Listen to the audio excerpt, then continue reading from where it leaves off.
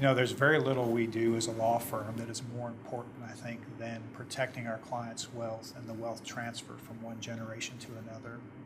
All the attorneys we have here at the Strong Firm are very well versed in the activities and the actions and the documents you need in place in order to make that happen.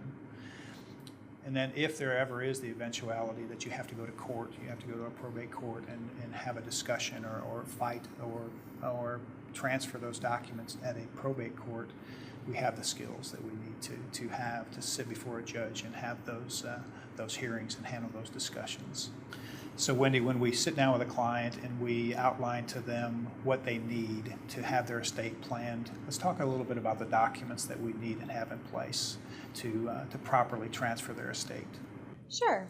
I think that, in my opinion, I think what a lot of people lose sight of when you do estate planning, most people know about a will or a trust. They know what they do.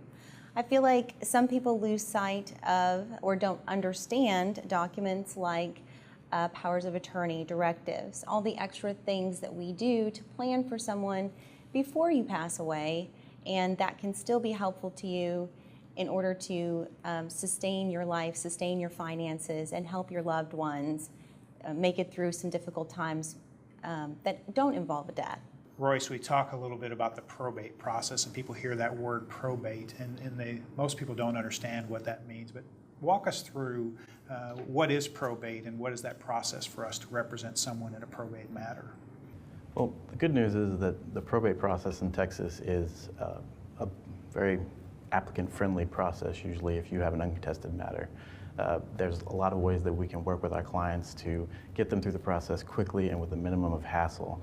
Obviously, if there's a contested matter, it's going to extend out and be considerably more involved. But usually you can get through the probate process in a much shorter period of time as long as everybody's in agreement as to the distribution of the estate. Renee, I know one of the things that you help at the firm with is coordinating the process for bringing someone in and getting their will and the various other documents in place. Talk a little bit about how we handle the interaction with the client in a will estate planning engagement. Well, I love what I do. Initially, we'll get a call from someone needing to update or prepare their estate planning documents, and we take the initial call. The initial call will come in, and we will, at that point, we'll find out from folks what exactly they're looking for and what their needs are. Once we determine that, we send them a will questionnaire, which they fill out, and then we bring them in for an appointment with one of our estate planning attorneys. Once they come in, they meet with the attorney, and the attorney will go over the various different types of packages that we offer for the estate planning stuff. And what we work on a flat fee basis so that the client is charged once. And we like seeing that because it gives them the opportunity to really understand and know what all their documents are. They can call us, they can email us, and it's a one-time flat fee for that service. The documents that we provide is a very complete estate planning package.